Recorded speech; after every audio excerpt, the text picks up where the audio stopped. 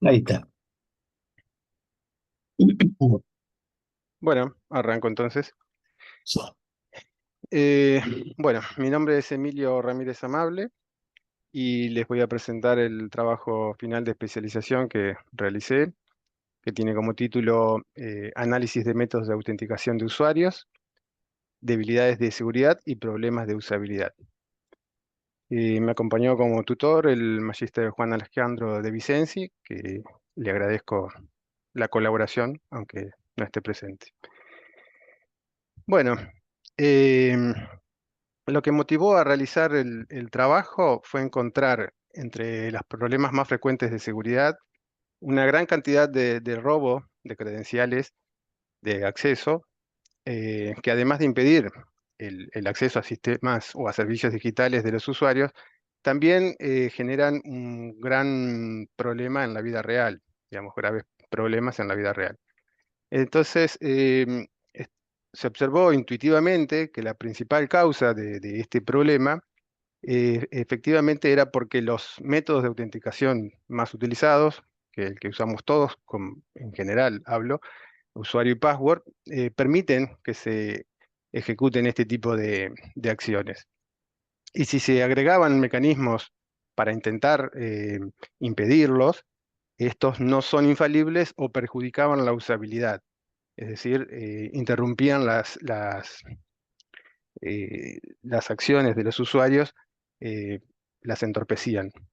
Entonces, con estas premisas básicas que generan grandes problemas en la seguridad de la información, se propuso en este trabajo conocer y analizar los diferentes métodos de autenticación para establecer cuáles eran las características que se deben adoptar al diseñar una solución superadora, algo que permita o que impida, mejor dicho, que esto siga sucediendo.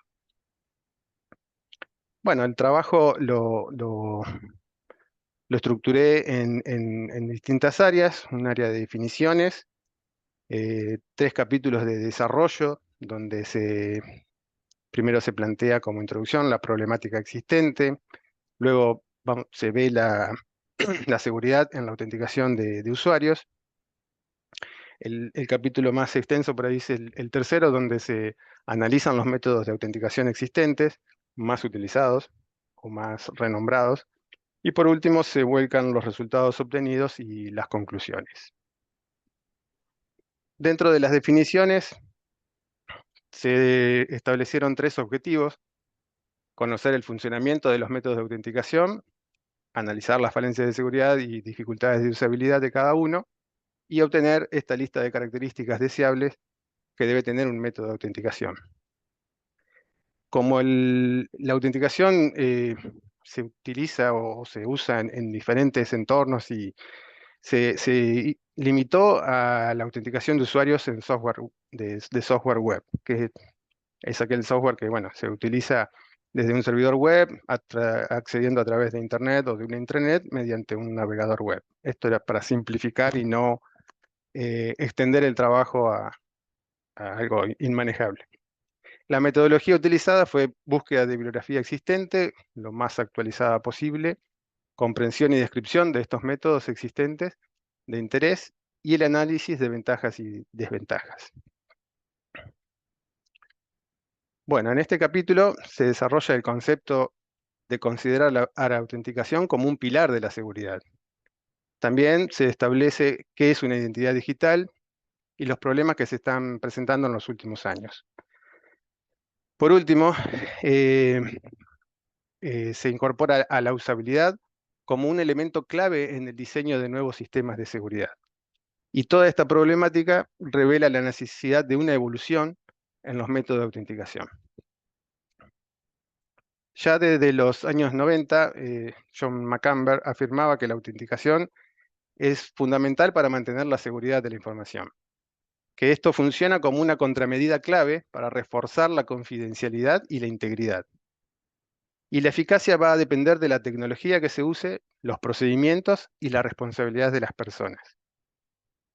Entonces, autenticar es identificar usuarios, también dispositivos, pero nos enfocamos más en usuarios, para garantizar que sean quienes dicen ser. autenticar, perdón, de forma precisa es imprescindible para poder asegurar que después las acciones sean controladas y protegidas contra amenazas internas y externas. Entonces, vamos a ver entonces qué es una identidad digital. La identidad digital, en definitiva, son las credenciales que usamos para autenticarnos. No necesariamente tienen que ser usuario y password, pero es una credencial que sirve para identificar unívocamente a una persona en el ambiente digital. El aumento de servicios digitales, y también esto creció muchísimo con la pandemia, ha llevado a que todos los usuarios tengamos múltiples identidades. Un usuario promedio, de acuerdo a los estudios que se han hecho, tienen hoy entre 60 y 100 identidades digitales, que como el método más utilizado es el usuario password, requieren password, y las recomendaciones de seguridad es utilizar passwords seguras y diferentes para cada una de estas cuentas, lo que lleva a una situación inmanejable para cualquiera.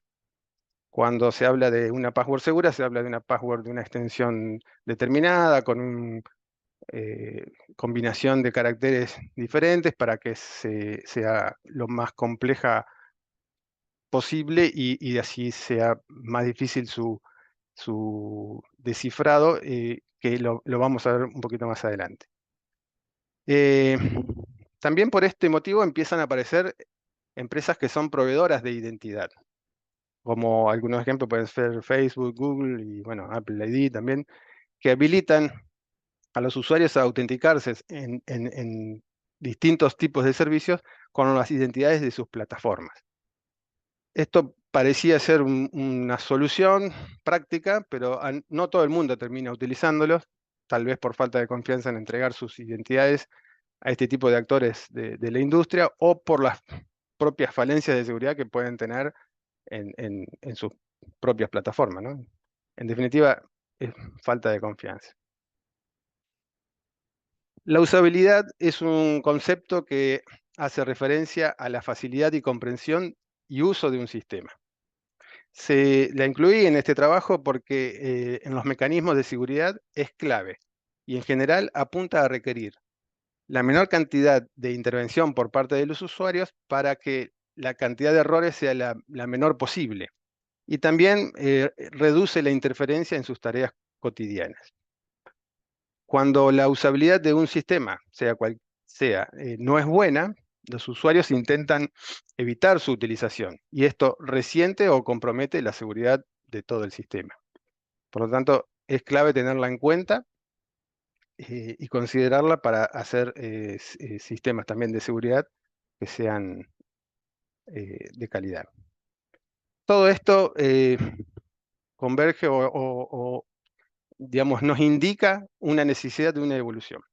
Tenemos un ambiente digital inseguro, identidades digitales que crecen, siguen creciendo año a año por los distintos servicios que se van apareciendo, facilidad de robo de las identidades y hay un negocio que también hay detrás que también crece en el negocio del robo de identidades. Las leyes que debieran proteger a los usuarios están lamentablemente muy detrás de las necesidades o del alcance para que puedan protegerlo. Entonces se necesitan nuevos modelos de autenticación que sean no repudiables y que mantengan seguras a estas identidades digitales, o al menos mucho más seguras de las que hoy contamos.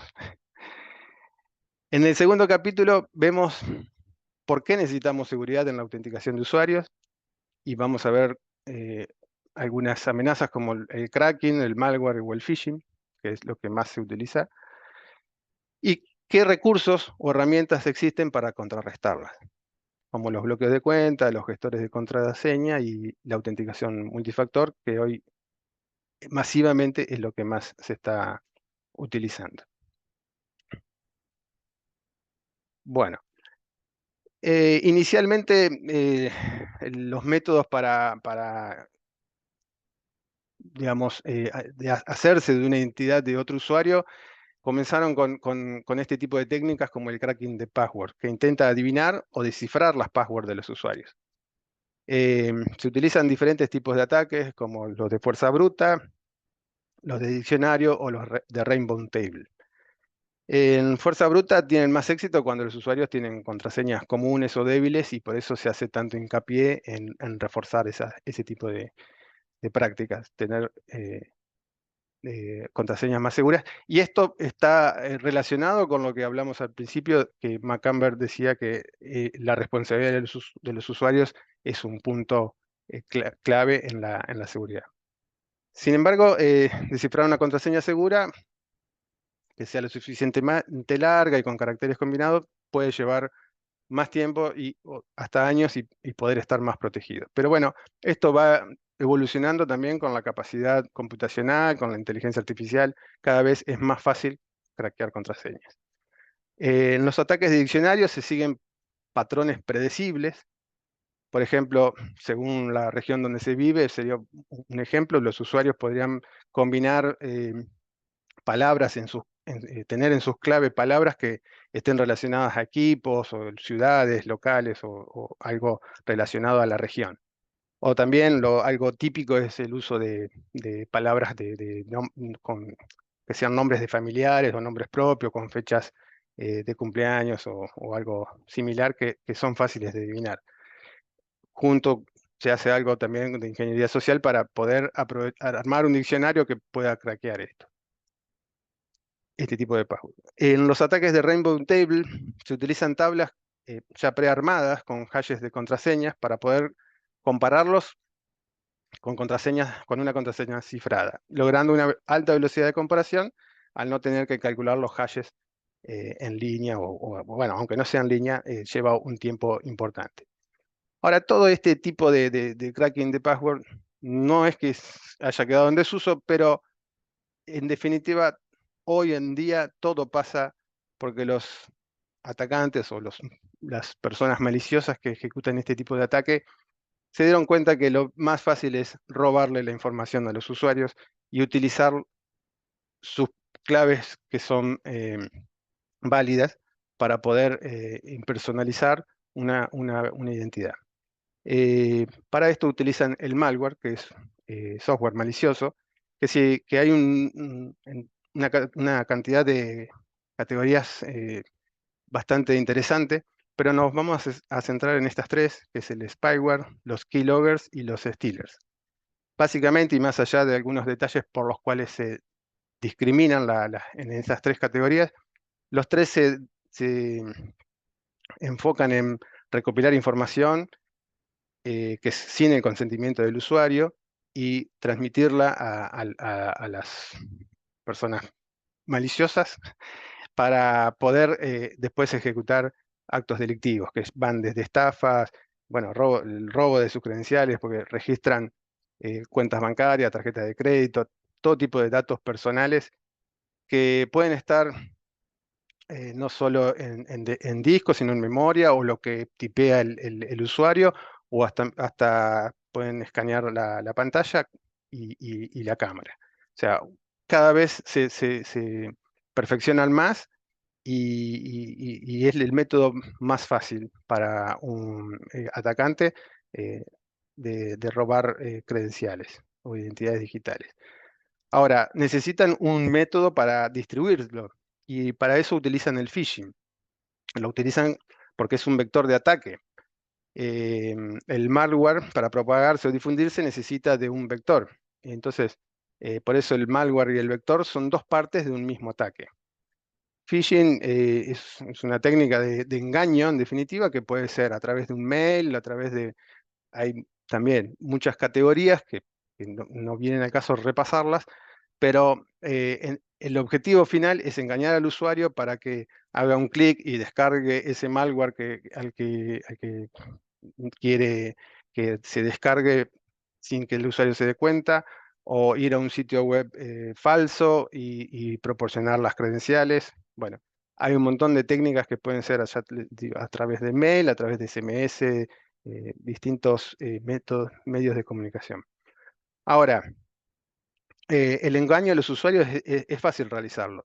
Eh, yo he visto casos en donde simulacros de phishing, hay personas que son de seguridad que han sido víctimas Y entonces no pasa porque la persona esté preparada, esté capacitada o no. O sea, es importante seguir haciendo concientización, pero no pasa por la preparación de la persona, sino que la resolución radica en contar con un modelo de autenticación que impida ejecutar los ataques tanto sofisticados como estos simples, que parecen simples, pero que son los más efectivos, como es el engaño a los usuarios finales.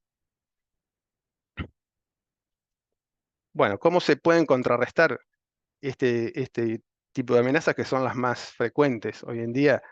Eh, para el cracking surgieron en su momento los bloqueos de cuentas de usuario al intentar al hacer varios intentos de autenticación eh, que no son exitosos, se bloqueaba la cuenta, o utilizar captchas, que son herramientas para detectar si quien está haciendo la interacción es un humano o un sistema, un dispositivo, para evitar los casos, los ataques de fuerza bruta, por ejemplo. Y también aparecen los gestores de password, que es software que permite mantener las passwords de distintos servicios digitales, o sea, distintas cuentas almacenadas, manteniendo passwords distintas, passwords seguras, y parecía ser una solución bastante efectiva, pero tiene sus problemas de compatibilidad, de mantenimiento también, y tampoco es seguro dónde guardamos esas passwords, el dispositivo donde las guardamos, si es seguro o no. Hay un montón de cosas que complican y que están en el desarrollo, obviamente, del tema, que complican la operatoria y no terminan de ser del todo efectivas. Para el malware y el phishing, se empezó a utilizar la autenticación multifactor. Esta es una técnica donde se combinan dos o más credenciales, a los cuales le llamamos factores. Lo que el usuario sabe o conoce es una clave, por ejemplo. Lo que el usuario tiene o posee puede ser un token. En principio se empezó a usar de hardware, que era un dispositivo físico. Luego eso se empezó a reemplazar por los tokens de software, software que se instala en los smartphones por la diseminación de este tipo de dispositivo a todo el mundo. Y a lo que un usuario es inherente, que son distintos elementos biométricos que puede tener un usuario, como puede ser la huella digital, el reconocimiento facial o el iris, o bueno, algunos otros que se están también estudiando, pero hoy más que nada los más utilizados son huella digital o reconocimiento facial. Puede también haber incluso más factores, que pueden ser el tiempo, o sea, la hora o la ubicación geográfica, que siguen añadiendo capas de seguridad dependiendo de la criticidad del servicio al que querramos acceder, por ejemplo. Em, Como es uno de los métodos o técnicas más utilizados hoy, se realizaron mejoras para simplificar su uso, porque empezó a aparecer esto de la usabilidad que hablábamos antes. Entonces nació el MFA adaptativo, que va agregando distintas capas de seguridad dependiendo de la aplicación o de la criticidad de lo que estemos haciendo. Un ejemplo es hacer una transferencia de bajo monto, puede exigir dos factores, y si fuese de un alto monto podría ser de tres factores. Es un ejemplo solamente como para entender de qué se habla. Después también el single sign-on, que es el inicio de sesión único, para evitar que los usuarios estén autenticándose todo el tiempo.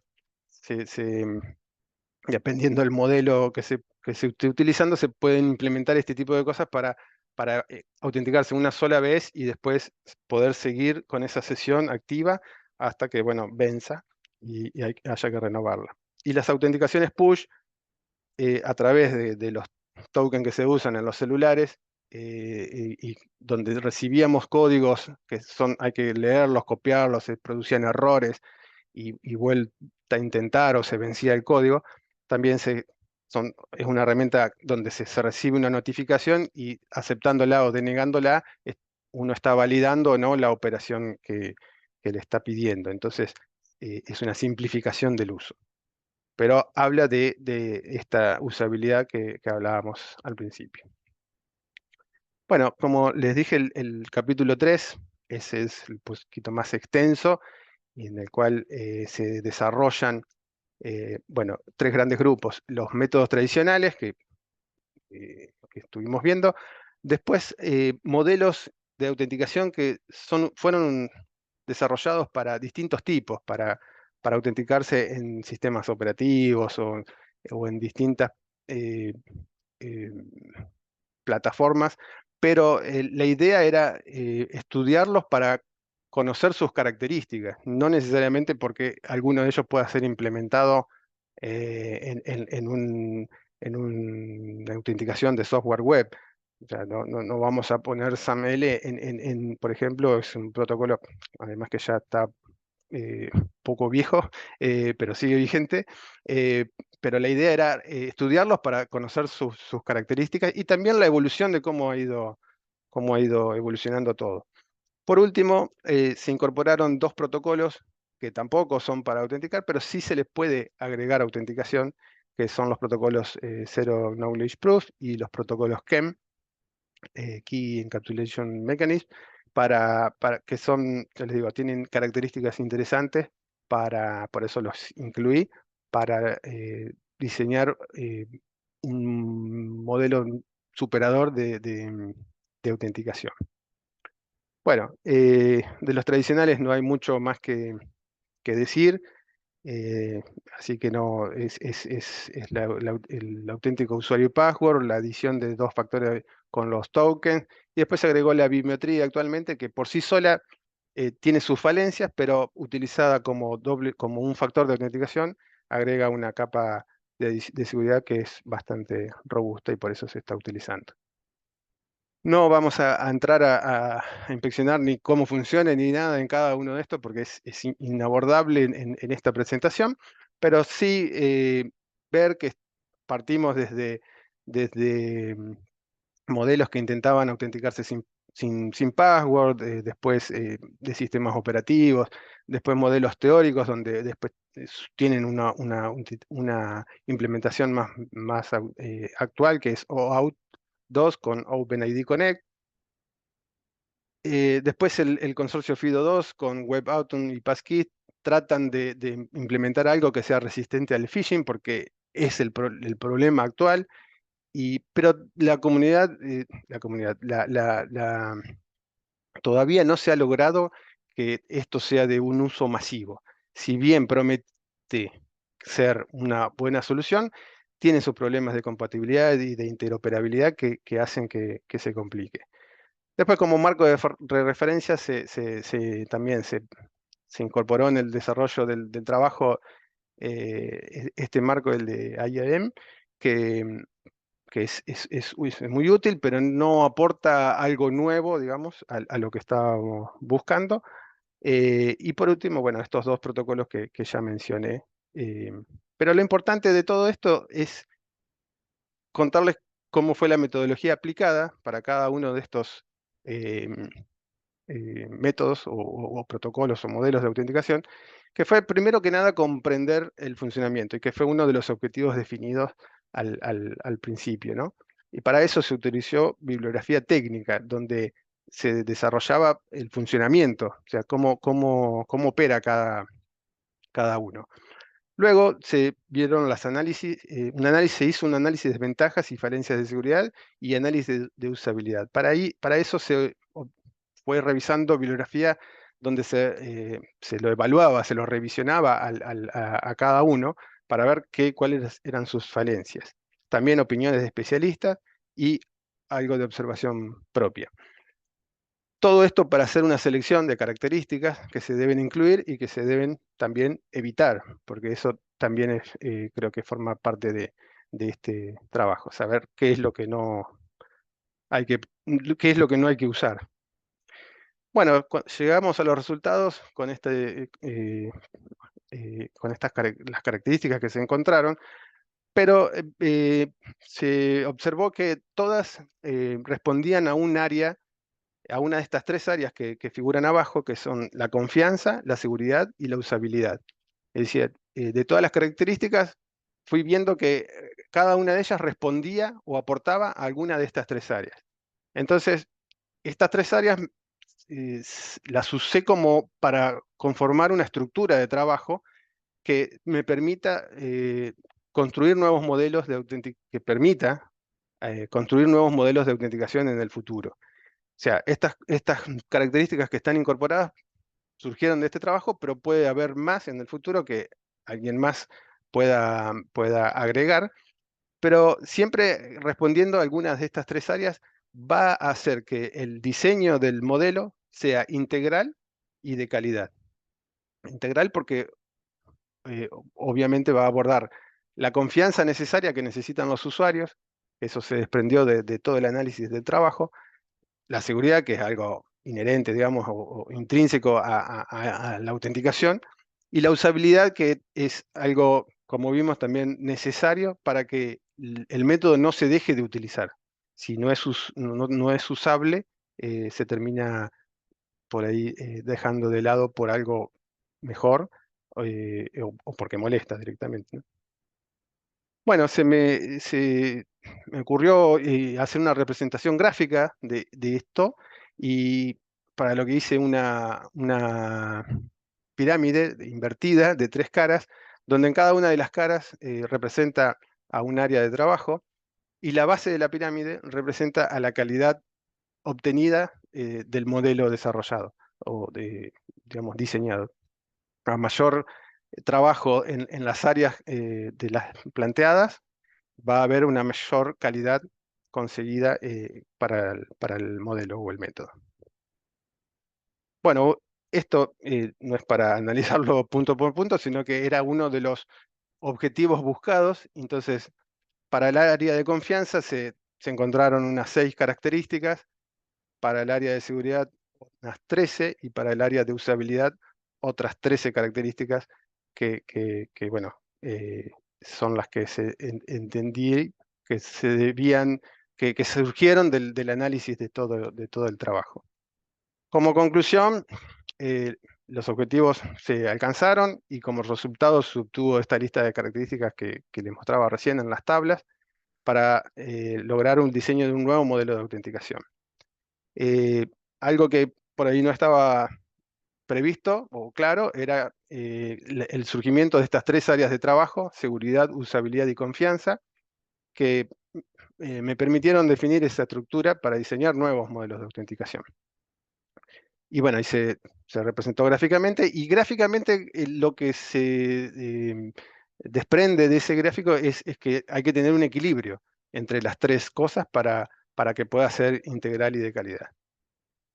Bueno, en conclusión propia, me parece que el aporte del trabajo fue sentar bases para diseñar nuevos modelos de autenticación, que sean integrales, pero también seguros, usables y confiables. Em, Esto por mí es todo.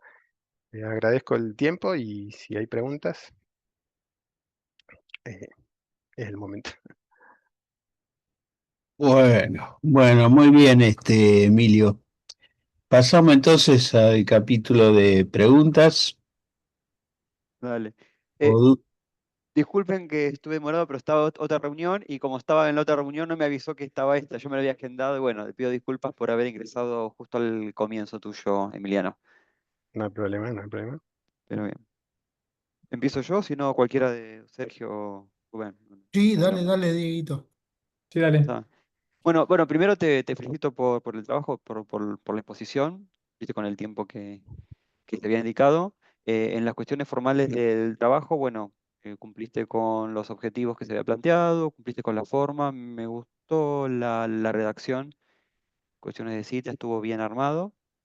Yo te quería hacer algunas consultas sobre qué opinas de, por ejemplo, Powerless, que hoy en día está tan de moda y se está vendiendo tanto en América Latina. Vos lo mencionaste en algunas partes, o sea, autenticación sin contraseña. Y es algo que está bastante de moda en América Latina y quiero saber tu opinión y cómo lo encararías mediante el modelo que mostraste Déjame de... aportar una cosita, Sí. Diego, porque justo yo tenía una pregunta y Ah, era esa, sí, sí. Powerless, Ah, bueno. pero ya te aporto, lo busqué y en todo el trabajo la palabra Powerless aparece una sola vez. Y Y aparece fíjate que aparece sin contraseña, autenticación sin contraseña. Está como sí, traducido por también. eso, una sola vez como powerless, hoy que se utiliza tanto ese Sí. término, y después, como bien decís vos, me llamó también mucho la atención, por eso acoto eso, ¿no? Ok, No, disculpa que si te robé la lo pregunta, que, Rubén. no, está bien. Respecto a eso, más allá del término, que tal vez no aparezca a muchos, está desarrollado en el apartado del consorcio de FIDO2 con WebAuthn y Passkeys, en realidad que sería passwordless, en realidad es un término más marketinero, por decirlo así, y la tecnología utilizada es WebAuthn con setup, con un protocolo setup, eh, y que está tratando de ser impulsada por grandes actores de la industria, pero no termina de desembarcar porque tiene sus problemas de interoperabilidad y también de seguridad, ¿no? Pero sobre todo de interoperabilidad y compatibilidad para los usuarios. Por eso no termina de ser del todo convincente o masiva, digamos. No, hoy en día todavía los proveedores eh, no lo tienen integrado en sus métodos de autenticación digamos, es incipiente, digamos. Sí No, no, hay, sí, por eso, perdón, por eso era la consulta de qué opinaba. Si bien es incipiente, como que se habla demasiado, puedo decir, por ejemplo, en el rubro por- bancario, como para evitar el tema de contraseñas y todo, no en Argentina, pero las estadísticas, por ejemplo, de Colombia o las estadísticas que están, que muestran de Perú y he visto de Ecuador, como que las compañías que han adoptado esa metodología, como que bajaron a cero el fraude relacionado con el robo de credenciales. Bueno, obviamente porque no, no. es muy mencionado y todo porque la necesidad, como desarrollé al principio, es evidente. Ahora, implementarla va a solucionar los problemas. Sí, de primera va a tener su efecto en cuanto a, porque utiliza criptología, y no es complejo para el usuario implementarlo. Ahora, es como que tiene un ecosistema, ¿no? De aplicación que son las compañías que lo desarrollaron. No todos los navegadores son compatibles, por ejemplo, por lo tanto, por eso insisto, si uno lo utiliza en un determinado ecosistema, funciona, perfecto. Es como que estoy contento con el producto. Ahora, hablando de algo más escalable o algo más, digamos, masivo y global, tiene sus complicaciones todavía. Claro. Un caso exitoso, por ejemplo, que yo he visto acá en Argentina es lo que es Personal Pay, por ejemplo, que utiliza esa metodología de autenticación. Pero bueno, tenés razón, está pensado para una app y vos no te puedes loguear a través de la página web. Es una app instalada en un celular con determinadas características y determinado sistema operativo. Bien. Exacto. No te olvides que Otra, perdón, sí, el objetivo del trabajo es una autenticación universal, si se quiere, ¿no? Tener una credencial donde yo pueda autenticarme en cualquiera de los servicios digitales donde pueda tener una cuenta. Ese sería sin que tenga problemas de compatibilidad o de interoperabilidad por el navegador o el sistema operativo o lo que sea que esté utilizando. ujú, bien. Y otra consultita, eh, ¿Sí? cuando vos analizaste los diferentes métodos de autenticación, surgió la bibliografía relacionada, viste que varios países, en Argentina en su momento y también Europa, como que empezaban a mencionarte los métodos de autenticación, la mezcla en algo que tiene, algo que es y algo que sabe. Ujú. ¿Lo pensaste de esa manera cuando encaraste el trabajo? ¿Se te ocurrió la idea? Y porque no lo vi mencionado, sí hay algunas normas que están relacionadas con eso, pero no específicamente en el trabajo la forma de ver los métodos de autenticación. Porque algo que también estuvo muy de moda en decir, bueno, algo que sabe es la contraseña, algo que tiene puede ser una clave precompartida o una aplicación instalada y demás. No, eso está desarrollado en el apartado de autenticación multifactor, que es lo que aplica ese tipo de técnica para agregar capas de seguridad, y no solo a lo que uno sabe, sino ir agregando capas para complejizar o agregar, mejor dicho, seguridad a través de lo que puede uno tener o poseer. Y por último, cuando surgió la posibilidad de agregar biometría, obviamente eso también explotó y sobre todo la facilidad de uso. Ahora, Claro. Claro, pero la está biometría estaría, desarrollado, bueno, algo que la persona estaría, o es puede ser el inherente a la persona, pelín, claro. claro. Exacto. Pero también hay un apartado de biometría donde se ve que la biometría por sí sola no es hoy, masivamente siempre hablando, ¿no? Si vamos a un laboratorio donde te escanean el iris, qué sé yo, vas a tener un éxito de identificación diferente al que usás si usás el celular, por ejemplo, para poder escanear tu huella digital o tu rostro. Hoy, para identificar, una cosa es identificar y otra cosa es autenticar. Para autenticar a una persona con biometría, solamente con biometría, todavía hay falencias, digamos, hay falsos positivos, falsos negativos, por lo tanto se utiliza sobre todo como un factor de autenticación, o sea, como un segundo o tercer factor de autenticación. Perfecto. Yo no más preguntas, les dejo a mis compañeros de jurado. Gracias por responder las preguntas. No, por favor. Bueno, muchas gracias. Si querés, sigo yo. Eh, bueno, Emilio, muchas gracias por tu presentación. Como dijo Diego, la presentación estuvo en tiempo, el informe estuvo bien. Así, esto es una observación personal. A mí, en lo personal, como que fueron muchas citas, pero es una cuestión meramente personal, así que yo no me parece que esté mal el trabajo en sí, eso era pero después lo que sí respecto al informe, el tema de algunas imágenes más me hubieran gustado que estén, por ejemplo, no sé, lo que acabas de mencionar, me parece un tema súper interesante de los falsos positivos y falsos negativos. Por ejemplo, hay un gráfico que refleja, por ejemplo, cuando uno usa biometría, cuál es el mejor punto para detectar entre un falso positivo y un falso negativo, cuál sería el mejor resultado. O, por ejemplo, bueno, hay algunos gráficos que podrían haber sumado un poquito a la lectura. Pero bueno, nada, eso creo que fueron unas observaciones que te hice cuando hice la corrección. Y después, nada, como pregunta, eh, bueno, respecto a la presentación, en un momento mencionás OAuth con OpenID Connect. En la presentación estaba como out, eso simplemente por las dudas, si... No, está como OAuth. ok. OAuth eh, 2, que es lo que hoy, o sea, primero nació OAuth, después OAuth 2, y se agrega OpenID Connect como capa Claro, con la de capa de autenticación. autenticación. Sí, sí, Claro. perfecto. Bien, en un momento de la presentación te escuché decir que las leyes con respecto a la protección de datos personales están como muy atrás con respecto a la protección de identidades y de protección de datos personales. Quería entender por qué pensás eso cuando estabas hablando un poco de las leyes respecto a la protección de datos personales.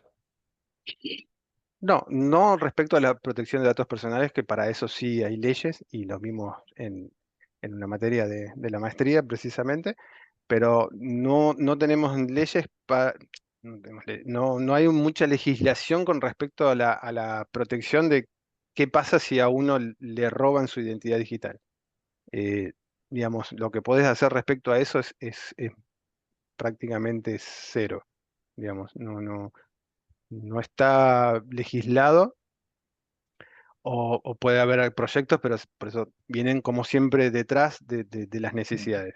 Hoy vos tenés una una impersonalización de alguna cuenta y lo que podés hacer es muy poco, digamos. La tipificación de los delitos no es la que corresponde, digamos. Ok, Y lo otro tampoco lo es que lo diga yo, ¿eh? Eso está, por eso está no, no, traído no, de un pero libro de un autor que se dedicó específicamente a tratar el tema de identidades digitales. está bien, pero te preguntaba porque te escuché mencionarlo y bueno, quería saber lo Sí, que... no, no, está bien, te digo, por eso. No, Eh, y después tengo una consulta respecto a las protecciones. Bueno, en un momento vos mencionás como algunos controles que se pueden aplicar para la protección contra los problemas cuando alguien quiere tratar de eh, los problemas de autenticación, ¿no? Y hablaste ujú. de el bloqueo de cuenta. Eh, ¿qué pensás sobre los bloqueos de cuenta? Me parece que como que eso es... bueno, a ver, quiero escuchar un poco. No, eso fueron una de las primeras prácticas que se implementaron para tratar de proteger los ataques de fuerza bruta, donde alguien que no está autorizado intenta acceder con credenciales o intentar acceder, digamos, y ante un determinado intento repetido, la protección que se activaba era bloquear la cuenta. O sea, no podías intentar más veces autenticarte. Eso generaba grandes problemas para el usuario, o sea, interrumpía su actividad. eh, Fue una de las primeras herramientas a considerar para evitar que alguien intente acceder de forma, digamos, no, no auténtica, Ok, para violar la seguridad de esa. Pero por eso, te digo, fue una de las primeras herramientas. También después se implementaron los CAPTCHA, que eran otro tipo de herramienta con todo lo que surgió, cuando surge Internet, también había sistemas intentando acceder, por ejemplo, de forma automática o sistémica, intentando de acceder, y la protección que se utilizó fueron estos CAPTCHA, que son distintos métodos para que el sistema pueda reconocer si está interactuando un humano o una máquina que está intentando hacer intentos a la fuerza. Pero bueno, fueron de las primeras técnicas y que y que todavía hay, digamos, todavía se usan en algunos sistemas y han evolucionado un poco, ya no es una palabra deformada, son imágenes, por ejemplo, pero que hay que detectar qué imagen es, pero son como bastante digamos, poco amigables para el usuario, donde por ahí uno comete el error porque no es exactamente lo que pretendía la imagen o no se ve bien o bueno, no dejan de interrumpir la operatoria, digamos, cotidiana del usuario y no es un buen ejemplo de usabilidad.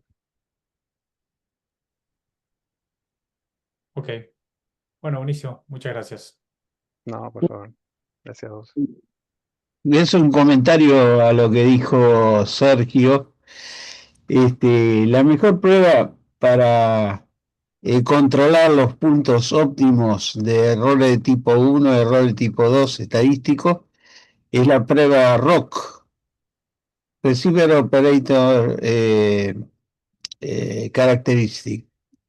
Las pruebas ROC justamente buscan el punto óptimo entre sensibilidad y especificidad, ¿no? Es muy interesante esa parte estadística. Hay Que bastante ese, trabajo sobre eso. ese era el gráfico que yo me acordaba, que no me acordaba bien cuáles eran No, la variable independiente y la ordenada.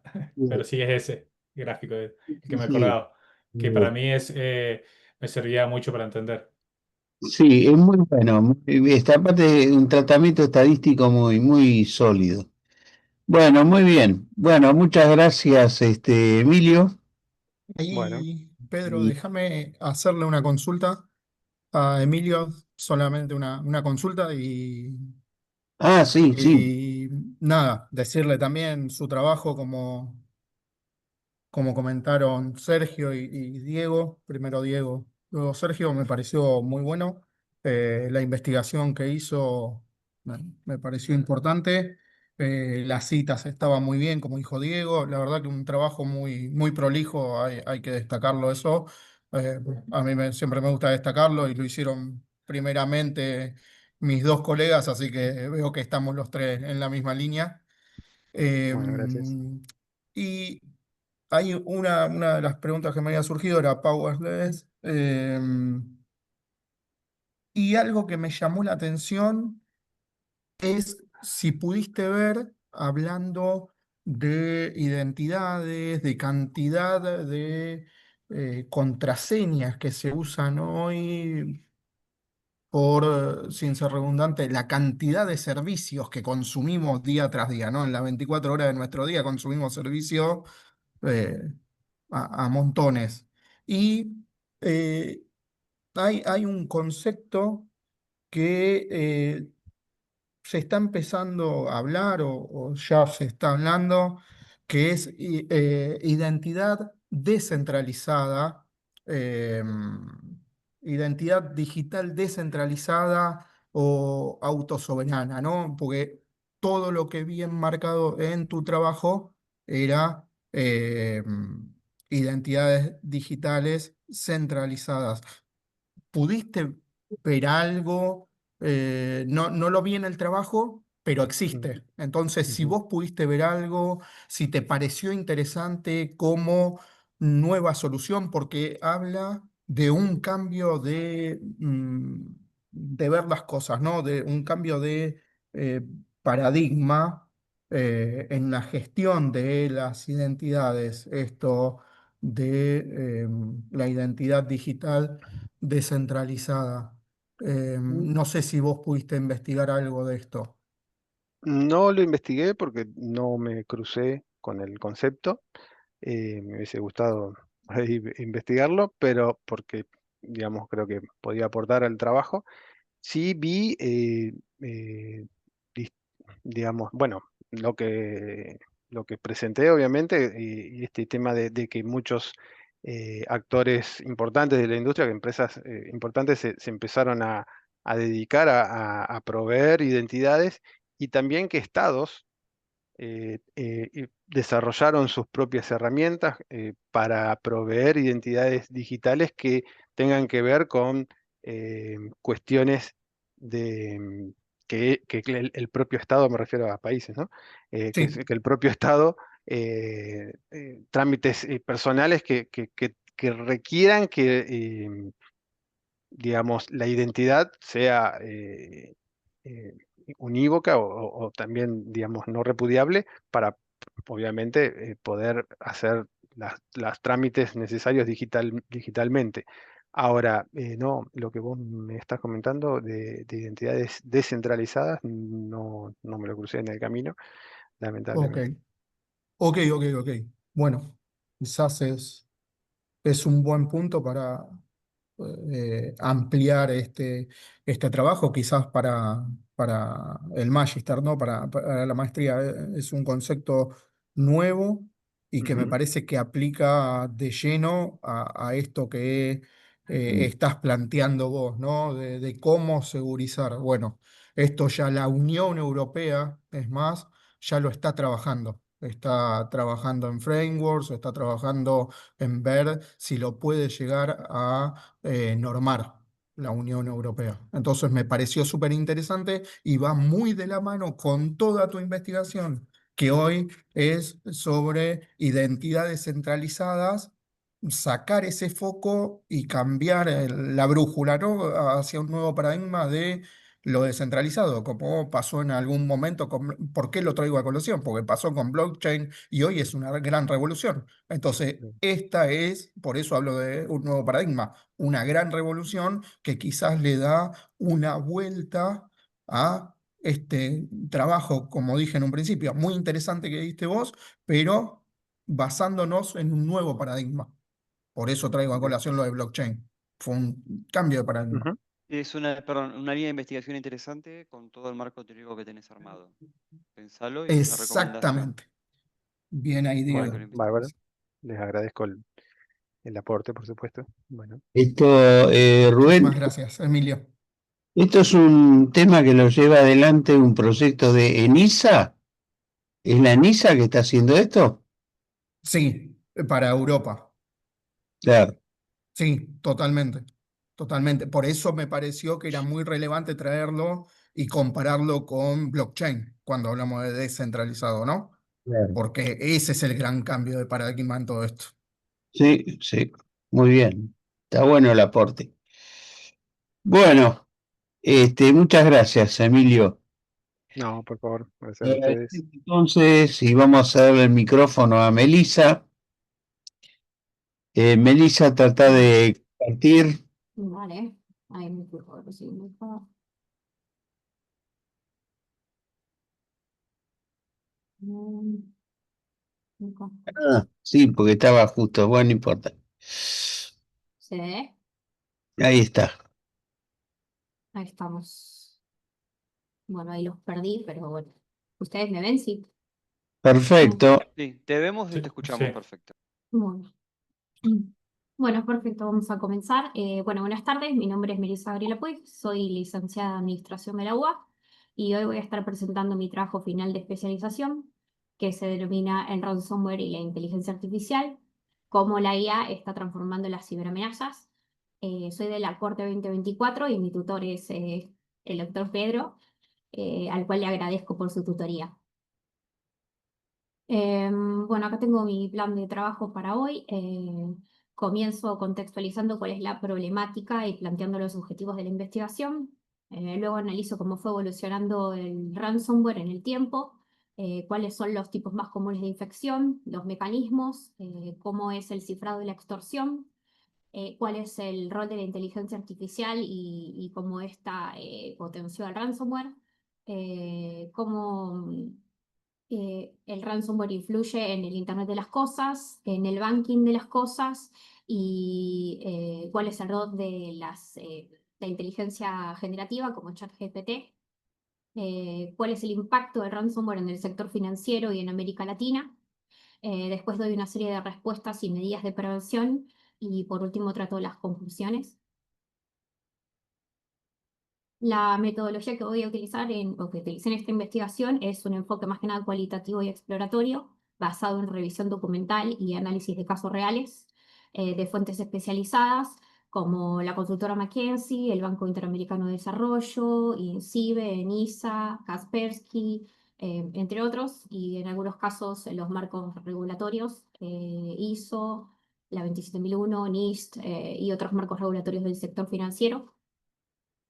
La relevancia de este estudio radica en el crecimiento exponencial de las amenazas, particularmente el ransomware post-pandemia, su creciente sofisticación y el riesgo que representan para los sectores estratégicos, particularmente para el sector financiero, que es el que voy a abarcar, dado que trabajo en un banco y fue interesante para mí explorar un poco más este tema. Bueno, el objetivo general de la investigación fue analizar el incremento de los ataques de ransomware y evaluar cómo la inteligencia artificial potenció la efectividad de esta amenaza en distintos entornos, particularmente el sector financiero. Describir, entre los específicos, es describir las principales características del ransomware y cómo fue su evolución histórica y qué cambios se observaron posteriormente en los últimos años post pandemia. Evaluar el rol de la inteligencia artificial en la automatización y la sofisticación de los ataques del ransomware, identificar los sectores e industrias más afectados por los ataques, particularmente el sector financiero, analizar los mecanismos de defensas actuales, políticas de mitigación para contrarrestar ataques y también enfocándome en utilizar la IA como un mecanismo de defensa. Proponer recomendaciones para la ciberseguridad ante el avance del ransomware apoyados en tecnologías de inteligencia artificial.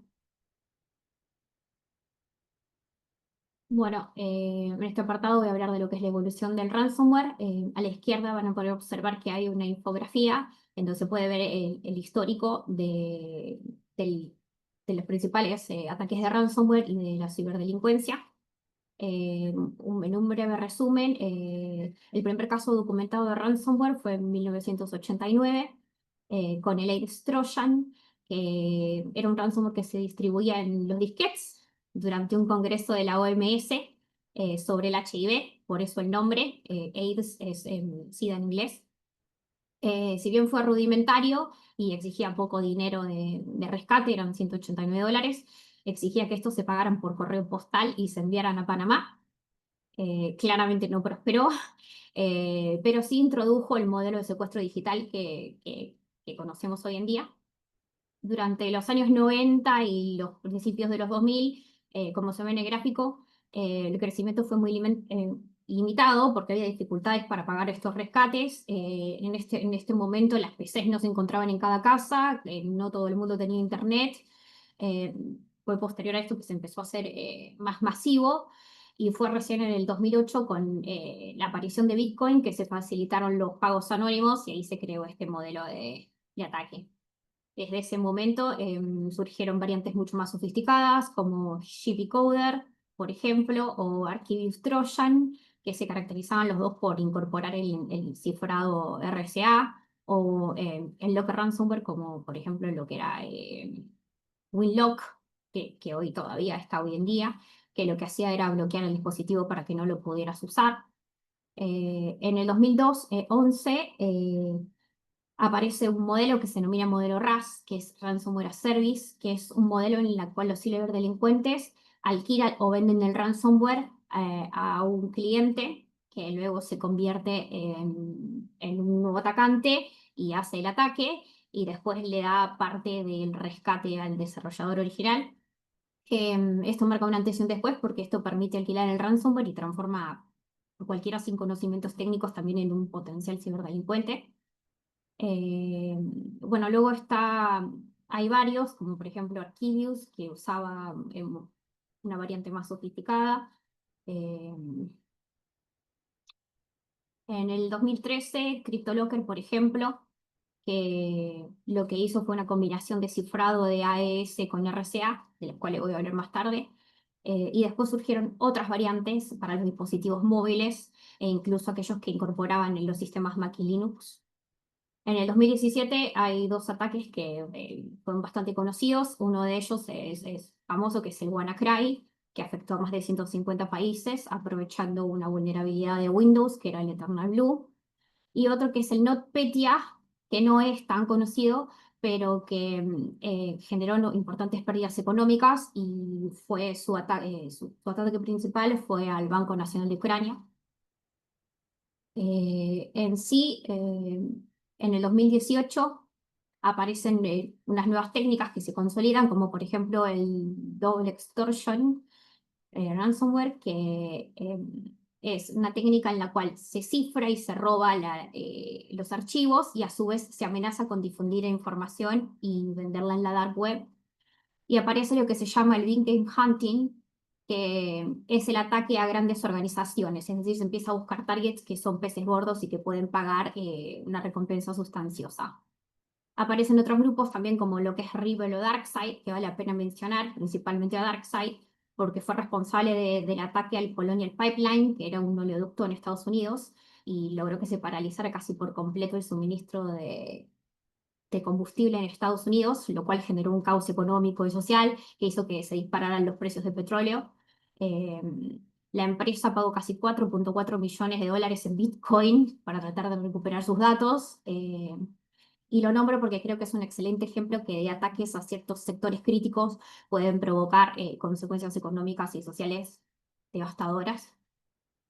La pandemia eh, intensificó el uso de lo que es el ransomware y principalmente apareció algo que se llama triple extorsión, que involucra el cifrado de los datos, el robo de los datos, ataques de denegación de servicio y también la intimidación directa, es decir, que podían intimidar a la empresa para que pague, a los proveedores, a los clientes y también incluso a empleados clave. Es decir, que hoy en día los ataques van a ser mucho más dirigidos y persistentes, son mucho más difíciles de detectar. Con la IA, los atacantes pueden automatizar muchos procesos y elegir mucho mejor a las víctimas e incluso escalar la sofisticación a muy bajo costo. como por ejemplo un caso también que es emblemático, que es el de Kaseya en 2021, que era una empresa que proveía soluciones informáticas para empresas de tecnología, la cual encontraron una vulnerabilidad de día cero y mediante los servicios de esta empresa se infectaron a 1.500 empresas en 17 países del mundo. Y el rescate fue un rescate millonario, creo que fue unos 70 millones de dólares.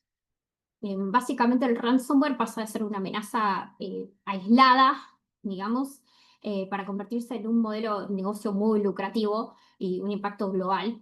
El ransomware pasan de hacer ataques masivos ahora quizás a unas operaciones un poco más estratégicas donde se buscan los peces gordos y se busca obtener obviamente rescates multimillonarios.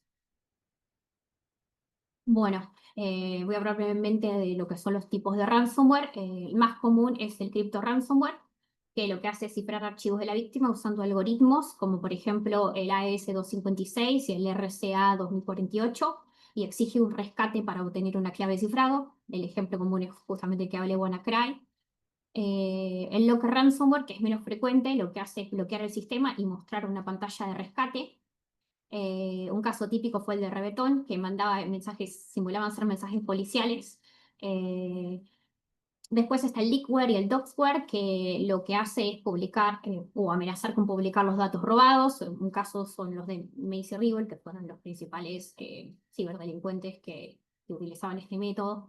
Los mecanismos en general de infección suelen ser los comunes, los de phishing, la explotación de vulnerabilidades, juegos maliciosos, etc. Y después aparecen otras variantes de ransomware que, o sea, si diversifican sus tácticas para ejercer más presión sobre las víctimas. Entre ellas vamos a tener el ransomware móvil, que lo que hace es afectar dispositivos como smartphones, usualmente lo que hace es bloquear los accesos. Los wipers, que destruyen los datos, incluso si se paga el rescate. En este caso, en general, se usan más que nada para lo que se llaman los sectores Estado-Nación o los activistas, que se usan ahora mucho en las guerras, por ejemplo, ahora en la guerra de Ucrania contra Rusia. Y el scareware, que es el que engaña a los usuarios con mensajes falsos para inducirlos a pagar o bien para descargar un verdadero ransomware, que es el FBI virus, que es el común que cuando te descargas alguna película te dice que el FBI te está observando y que te van a mandar preso. Bueno, los mecanismos de infección más frecuentes, el más común, como dijo mi compañero antes, es el phishing, que por no ser más conocido no significa que no sea efectivo, que lo que pasa es que te mandan un correo engañoso que hace que el usuario se descargue archivos maliciosos o acceda a enlaces falsos. También hay otros que se aprovechan de vulnerabilidades, como el protocolo de escritorio remoto de Windows, o bien ataques por fuerza bruta, servicios expuestos a Internet, como el FTP, el SSH, fallas en los navegadores y sistemas operativos, dispositivos externos ya comprometidos, incluso códigos QR maliciosos que para instalar ransomware. En algunos casos los atacantes también buscan vulnerabilidades del día cero, como por ejemplo pasó con WannaCry. Bueno, estos son dos mecanismos para obtener el acceso inicial. Luego pasan a la segunda etapa de lo que es la fase del ataque, que es la persistencia, en donde el atacante instala un malware o herramientas para tratar de mantenerse dentro del sistema y luego hacer lo que se denomina movimiento lateral, que explora las redes externas y tratan de escalar privilegios. Y bueno, luego viene la fase de reconocimiento, donde están tratando de buscar información crítica para luego tratar de aplicar la extorsión sobre esta información que encontraron. Y luego viene el cifrado y la nota de rescate, o sea, se cifran los archivos y se deja un mensaje con instrucciones de pago. Habitualmente suelen ser criptomonedas. Y bueno, luego se va a dar el proceso de extorsión amenaza, que puede ser doble o triple, de acuerdo a qué es lo que quiera hacer el ciberdelincuente. Bueno, criptografía en ransomware. El cifrado es el corazón del ransomware y su función es volver elegibles los datos de la víctima y solamente quien posea la clave correcta es el que puede restaurarlos. Hay dos tipos principales de cifrado. El primero es el simétrico, como el AES, donde se utiliza la misma clave para cifrar y descifrar. Es muy rápido y se usa para cifrar grandes volúmenes de datos. Después está el modelo asimétrico, como el RCA, que utiliza una clave pública y una clave privada distintas. Es más seguro, pero es mucho más lento. Y en general, el tipo que más usan los ciberdelincuentes es un modelo híbrido entre ambos. Eh, Muchos ransomware cifran archivos con AES y después protegen esa clave con un RSA, y esto asegura que tengas lo mejor de las dos, que es la velocidad y la seguridad. Un ejemplo también que ya nombré fue CryptoLocker, por ejemplo, otro virus que es lo de Loki, es otro que usa esto. Y también hay otros algoritmos, por ejemplo, el Chacha 20, el Salsa 20, el SC, que es el de curvas elípticas, y Chufish, que son, también se utilizan y se pueden combinar. Eh, Cabe resaltar que los algoritmos que se eligen son elegidos estratégicamente según el ataque.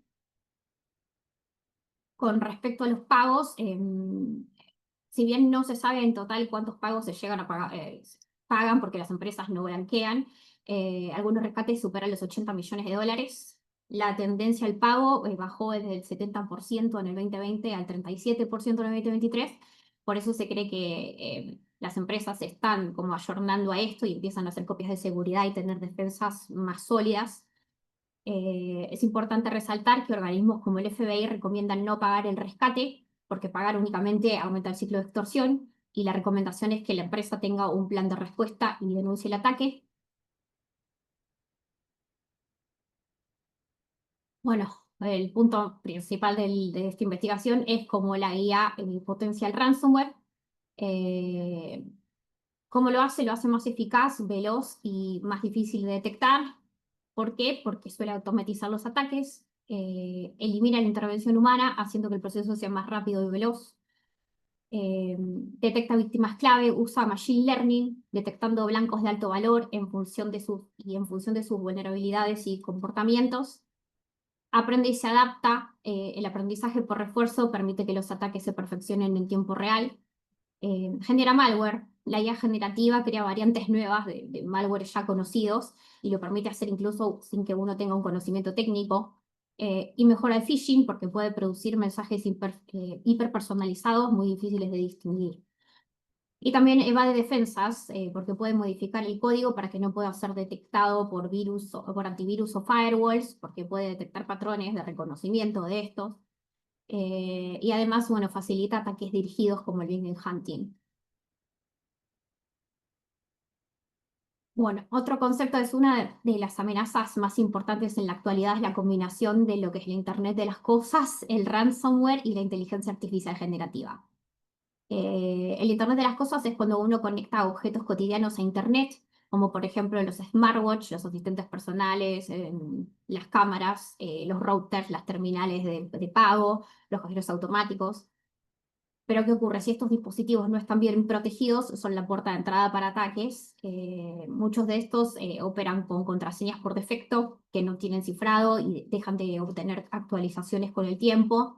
Y algunos de estos, como los cajeros automáticos, las terminales POS, pueden estar incluso conectados a redes críticas, sobre todo en sectores sensibles, como por ejemplo los que manejan información sensible, finanzas, salud, transporte. Eh, en estos casos, un ataque a ellos puede incluso paralizar operaciones clave, como el caso que les mencioné en Colonial Pipeline. La IA potencia esta amenaza porque permite automatizar el escaneo de vulnerabilidades en estos dispositivos, dirigir ataques aprovechando la conexión a estos sistemas clave, y a su vez crea ransomware inteligente que esquive los antivirus y se adapte al entorno. Otra tendencia clave hoy en día es el Banking of Things, o también llamado bot. Este concepto surge de la integración del Internet de las cosas y los servicios financieros, como por ejemplo los relojes, los asistentes virtuales, con los cuales podés realizar pagos y hacer compras.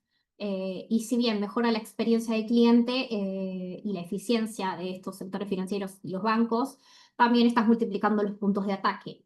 Y también aumentas los desafíos con respecto a lo que es el manejo de la privacidad y del cumplimiento normativo. Y a su vez, esto requiere otro tipo de protección legal. No era. No, no, perdone.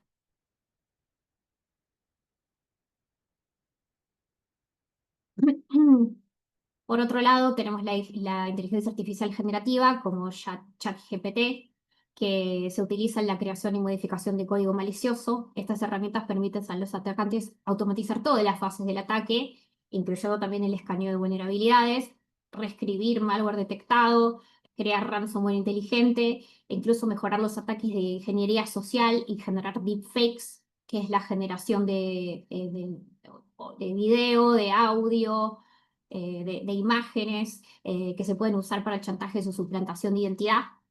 Estas capacidades llevan a que muchas organizaciones directamente no permitan su uso y restrinjan este uso en sus premisas. La convergencia entre la inteligencia artificial, el Internet de las cosas y el ransomware es una nueva amenaza que es real y requiere que haya inversiones en ciberseguridad y marcos regulatorios actualizados que prevengan y vigilancia constante, especialmente en los sectores críticos como el financiero. Bueno, como todo esto afecta a las instituciones financieras. Bueno, estas están atravesando actualmente una transformación digital bastante acelerada y tienen que invertir, entre otras cosas, en lo que es la inteligencia aplicada, la computación en la nube, arquitecturas de confianza, para poder automatizar, tratar de escalar y reducir costos. Esto lleva a varios riesgos aparejados, como por ejemplo el aumento de riesgo cibernético. Cuanto más digitalización, también va a crecer también la frecuencia y la sofisticación de los ataques. Además, la inteligencia artificial generativa facilita las estafas a sus clientes con la suplantación de identidad y la extorsión dirigida. Las vulnerabilidades críticas, por ejemplo, en un estudio realizado por la consultora McKinsey el año pasado a instituciones financieras, dejaron a la vista principales puntos débiles, como por ejemplo tenían problemas, casi el 65% reconoce tener problemas para la gestión de terceros y de las cadenas de suministro, accesos privilegiados mal gestionados, entornos en la nube mal configurados, falta de métricas y informes confiables para tomar decisiones, deficiencias en la gestión del ciclo de vida de los datos. El 70% de las empresas advirtieron que no invierten lo suficiente y que deberían invertir mucho más. El 65% tiene problemas para retener el talento y conseguir talento a nivel de ciberseguridad. Y después riesgos regulatorios, como por ejemplo la inteligencia artificial generativa, que tiene nuevas capacidades, por lo tanto exige nuevas capacidades en gobernanza, en la privacidad y en el cumplimiento normativo. Es decir, que no solamente te tenés que adaptar, sino también que tenés que tratar de anticiparte.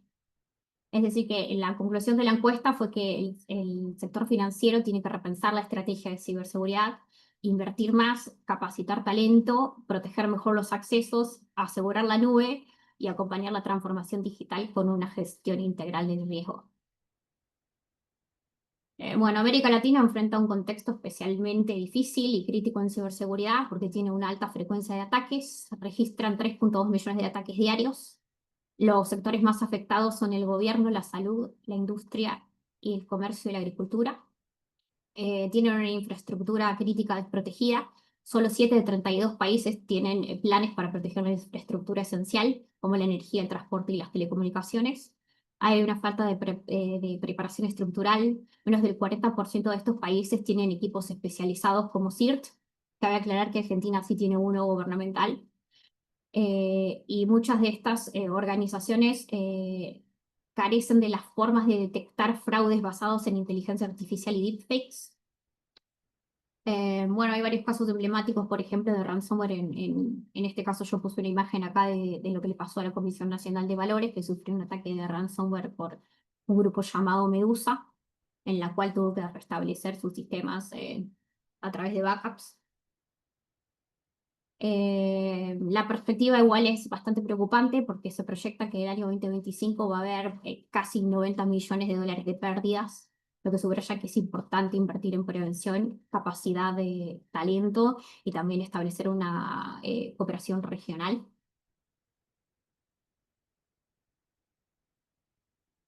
Bueno, ¿cómo protegerse del ransomware? Al ser una amenaza tan compleja, la defensa tiene que ser integral, tiene que ser desde el nivel humano, requiriendo conciencia y también una organización y una preparación, como también técnico, ¿no? En primer lugar, la prevención sigue siendo clave, capacitar al personal para que identifique correos falsos, archivos sospechosos, intentos de ingeniería social, puede evitar muchos ataques, ya que la mayoría de las infecciones empiezan con un clic mal dado. En segundo lugar, hay medidas de técnicas básicas fundamentales para mantener los sistemas, que son mantener los sistemas actualizados, usar antivirus confiables, segmentar la red, poner firewalls, aplicar el principio de mínimo privilegio, deshabilitar servicios innecesarios y aplicar la autenticación multifactor. Y es aplicar también un sistema de listas blancas, realizar copias de seguridad aisladas y probadas, tener un backup es muchas veces lo que te permite recuperar la información sin tener que pagar el rescate en un ransomware. Desde el plano organizacional es importante contar con planes de respuesta y de continuidad, es decir, saber cómo actuar frente a un incidente para tratar de reducir el daño y levantar el negocio. Y también realizar auditorías periódicas para poder detectar vulnerabilidades antes de que éstas sean explotadas. Por otro lado, es importante la cooperación con entidades regulatorias, de realizar las denuncias correspondientes e incluso también trabajar con expertos externos para poder mejorar como una capa más de protección. Otro punto clave es fomentar una cultura organizacional centrada en la ciberseguridad, es decir, que la ciberseguridad vaya desde todos los niveles de la organización y que no sea solamente un problema del área de sistemas. Y otro punto es el uso defensivo de la inteligencia artificial. La IA no solamente potencia los ataques, sino que también se puede utilizar para protegerlos. ¿Cómo exactamente? Porque permite analizar grandes volúmenes de datos, detectar amenazas en tiempo real y responder rápidamente. También permite automatizar tareas rutinarias. Obviamente esto requiere de la supervisión humana. Mientras que la IA generativa también permite anticipar ataques mediante simulaciones, hacer buenas predicciones y esto fortalece obviamente la detección. También reduce los errores y quizá en algunos casos pueda tomar mejores decisiones basadas en patrones, eh, lo que facilita una defensa más proactiva. Obviamente todo esto tiene que estar bien regulado, bien entrenado y bajo supervisión humana. Básicamente, en resumen, la IA no es únicamente una amenaza, sino que también puede ser parte de la solución, es decir, pelear a la IA contra la IA, ¿no? Con la IA. Bueno, y acá llegamos a las conclusiones del trabajo. Básicamente se cumplen los objetivos. Se resalta que el ransomware potenciado por la inteligencia artificial se convirtió en una de las amenazas más difíciles de afrontar para la ciberseguridad, que la IA no solamente vuelve los ataques más rápidos y precisos, sino que también cuando se combina con tecnologías como el Internet de las Cosas o el banking de las cosas, impacta de una forma particular en los sectores críticos, incluyendo el financiero. A lo largo del desarrollo se analizó cómo evolucionó el ransomware desde las primeras apariciones hasta transformarse en un modelo comercial como el RAS, que se ofrece en la dark web. Se determinó que con ayuda de la inteligencia artificial se mejoraron todas las etapas de los ataques, desde la selección de víctimas hasta la evasión de controles y las técnicas de extorsión. La pandemia dejó expuestas que muchas instituciones financieras, por ejemplo, no habían reforzado la seguridad digital y esto dejó en evidencia que los métodos tradicionales de la defensa ya no son suficientes, que hoy en día se necesita un enfoque un poco más proactivo, que incluya también herramientas de ciberinteligencia, de inteligencia artificial defensiva, una capacitación continua y cooperación con otros sectores y con otros países.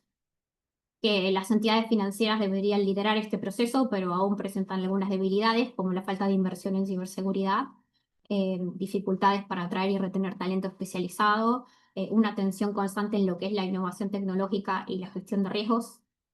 A esto se le suma que el uso de los dispositivos de Internet de las Cosas o de banking de las cosas en el sector financiero, como los cajeros, las cámaras, las terminales de cobro, amplían las vías de ataque. Como se vio en los casos que analicé, la IA es una herramienta de doble filo. Por un lado puede potenciar los ataques, pero también puede servir en la defensa. Por eso, de cara al futuro, se necesitan quizá unas respuestas más integrales, que incluyan normativas actualizadas, que se vayan modificando y que no sean tan estáticas como para poder anticiparse a estos riesgos. Que se necesita una mayor inversión tecnológica y una cultura organizacional más enfocada a lo que es la resiliencia digital y a marcos legales que se mantengan al día. Básicamente, esta tesis se propone repensar la ciberseguridad frente a estas amenazas que ya están presentes y que avanzan a la misma velocidad que lo hace la inteligencia artificial. Por eso hay que adaptarse y mantenerse actualizado, porque hoy en día ya no actualizarse no es una opción, sino que es clave para poder proteger los sistemas de una forma un poco más efectiva. Bueno, acá llega el final de mi presentación. Dejo paso Muy bien. Muchas gracias, a la Melissa. pregunta. Quedamos entonces abiertos a la consulta de jurado. Muchas gracias. Bueno, si quieren, empiezo. O Rubén. Sí, sí, O, dale, o empieza. nada, felicitaciones, Melissa, por tu trabajo.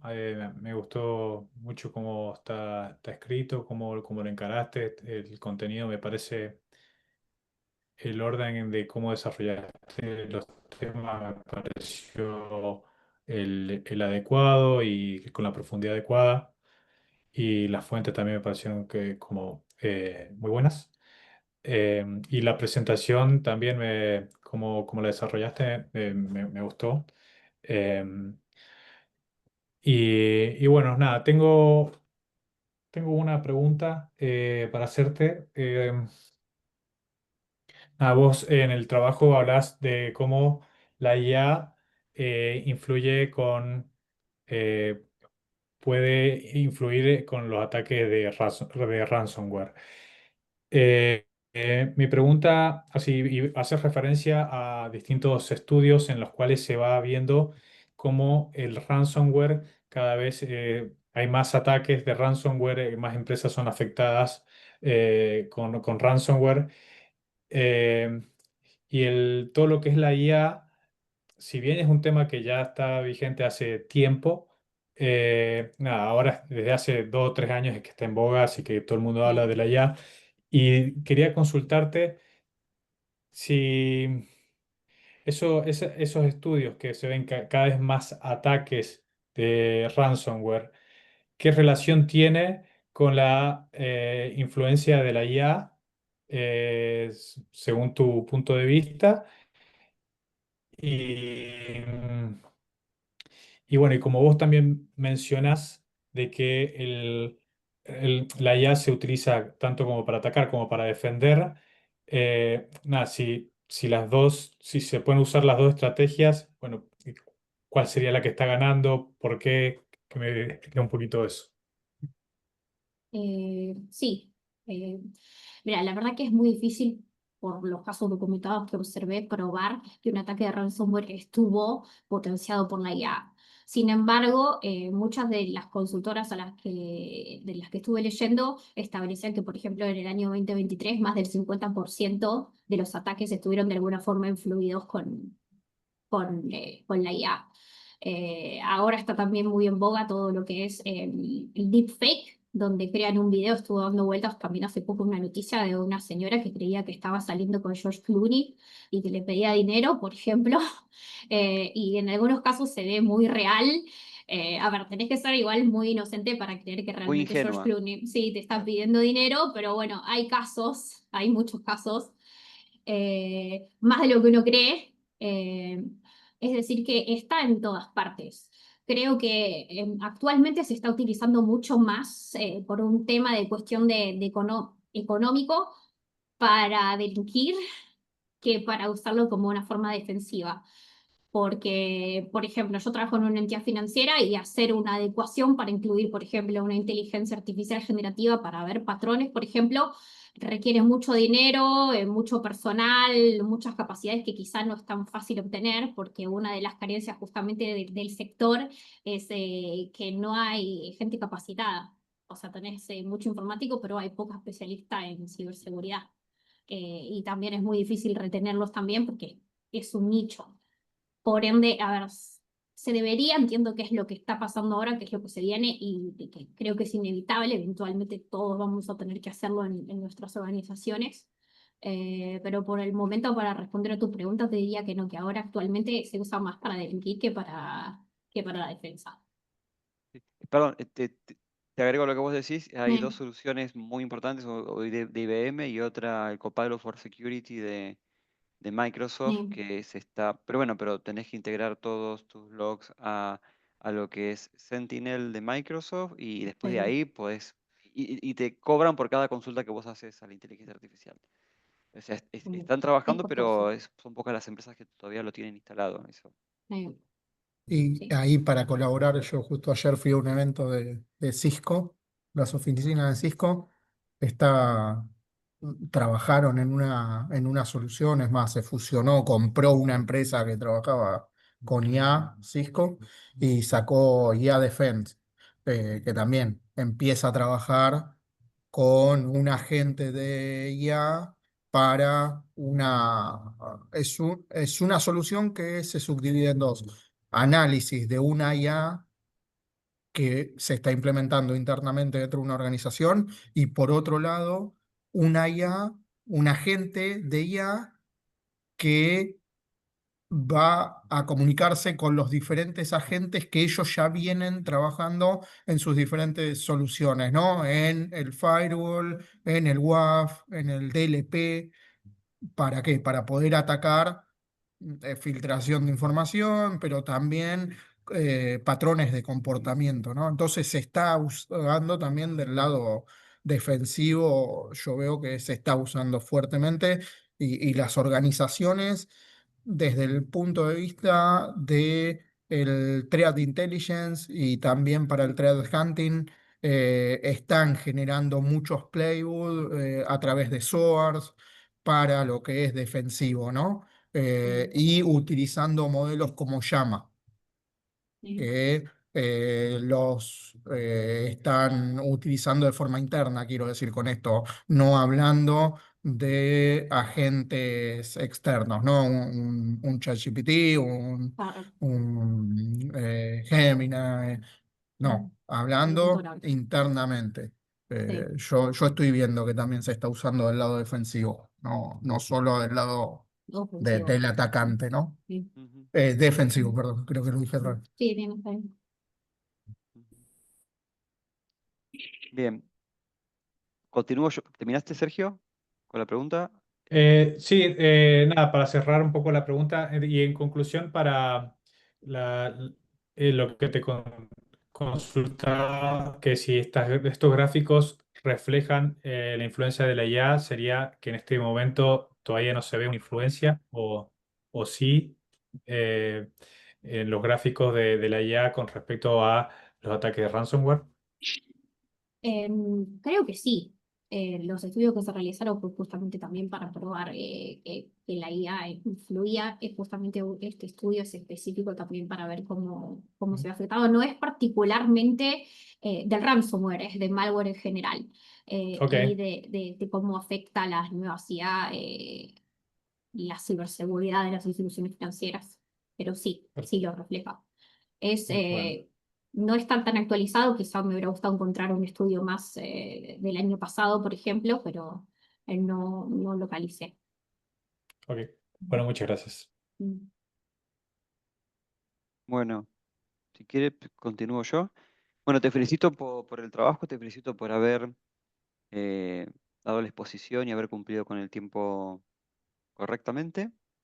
Eh, Te quería aclarar o te quería hacer algunas recomendaciones sobre lo que vos habías planteado. Capaz que hubiera estado bueno cuando hablaste de las diferentes amenazas, hubiera utilizado la matriz de amenaza de Mitre como para poder identificar todas las etapas. Vos hablabas de reconocimiento, hablabas Sí, de, claro, sí, y de impacto. Bueno, si esto hubiera utilizado la matriz Mitre, hubiera sido mucho más fácil de poder graficarlo. Si vos hablaste cada una de las etapas, como quedó un sí, poco de colado, si hubiera utilizado el marco, dentro del marco teórico, lo que es el Mitre, hubiera sido más fácil capaz de graficarlo y de demostrarlo. Es un consejo aparte como ok. para que tengas en cuenta el modelado de amenazas, que esto va a estar disponible, va a ser utilizado cada vez con más intensidad cuando estás hablando de un tipo de incidente. Con respecto... Perdón, Diego, Mm. te molesto siempre, pero Ah, estamos pero muy ¿cómo te ibas a decirlo? conectados. Disculpe, siempre te robo la No, no, no, pregunta. estamos muy conectados, porque yo no le iba a nombrar solo Mitre Attack, sino que le iba a nombrar muy fuertemente Mitre Engage. Bueno, Entonces, ¿por qué no la vi nombrada ni Attack ni Engage? Porque Ah, Engage le está poniendo un foco sí, importantísimo a contrarrestar ransomware, bueno, que es Mitre Shield, escudo, que se conocía antes y ahora pasó a sí, llamarse Engage. No la vi Engage. nombrada porque en tu exposición vos dijiste como que no hay mucho. Sí, hay un montón. Y Mitre sí, está haciendo no mucho. entiendo igual que con respecto, sí, Es verdad, Mitre sí está haciendo mucho. Sobre todo Mm, porque vos pensás que Mitre se enfoca en cada una de las líneas desde reconocimiento e impacto. O sea, que ahí trata de modelar todas las amenazas. O sea, por definición. claro. El tema con Mitre fue que en mi caso particular yo buscaba en Latinoamérica y Mitre no está tan enfocado en Latinoamérica para verlo. No encontré Ah, en el... en mi experiencia personal, O sea, tenés razón, no está enfocado en América Latina, eh, pero en mi experiencia personal, para poder analizar un incidente o para poder tener, bueno, cómo está enfocado tu organización, es un buen mapeo para que empieces a eh, analizar, bueno, desde qué técnicas se pueden utilizar hasta, como todo se te viene sí, importando, las cosas buenas y sí, sí, también las sí, cosas malas, o sea, técnicas sí, de ataque a otros países se utilizan en este país. Perdón que sí, lo diga en este término displicente, pero a veces no somos tan innovadores y traen cosas de otros países. Como claro. traemos los marcos normativos, traemos también las formas de delinquir. Y las amenazas terminan siendo similares. Pero es tan bueno, como te dijo Rubén, bueno, tenés varios tipos de análisis, matrices de lo que es el análisis modelado de amenazas, pero todos tienen las diferentes columnas, como te digo, desde el reconocimiento hasta lo que es el impacto final que puede Bueno, tener un ataque. Y bueno, cuando llegas hasta el bueno, impacto final, ya que la empresa como desde la gestión o desde las políticas de seguridad que la empresa tenía, ha fallado en todas. Cuando llegaste a la última columna es que fallaste en todas las anteriores. Como que tuviste sí, reconocimiento, tuviste encriptación, tuviste denegación y llegaste al último que fue el impacto, que fue los medios de comunicación hablándote de vos, hablándote de problemas que has tenido. Pero No bueno, pudiste hacer un cyber kill chain, para decirlo claro, en claro. términos. Y, siguiendo a lo que dice Rubén, hubiera estado bueno también capaz que hubieras citado a lo que es el NIST, porque el NIST también trabaja mucho y tiene muchas sí, cuestiones de normativa y capaz que línea de las tres defensas que te establece. Eso también hubiera impactado en el manejo. Si bien vos lo nombraste, pero capaz que muy a alto nivel, el tema de lo que es el BCP y el DRP. Y vos sí, mencionas plan de recuperación de desastre y también hablas de plan de continuidad de negocio. No sí, utilizás de negocio, sino plan de continuidad comercial. sí, Bueno, capaz que como el objetivo de la tesis, no la tesis, de este trabajo final, era evaluar las políticas y las medidas de prevención y tu formación de licenciada en administración, capaz que mm, ahí también le hubiera dado un aporte importante en el sentido, bueno, sí, ¿cómo tiene que ser este plan de continuidad de negocio, teniendo en cuenta todas las medidas que la empresa puede tomar? Capaz que ahí hubiera estado bueno, ojo, el trabajo está bien, pero sí. para aportarle eh, más sobre tus temas o Como sobre de otra tu disciplina, conocimiento de sí, gestión. sí. Pasa que, bueno, también tenía en realidad el trabajo tiene múltiples aristas y podés salir para cualquier lado.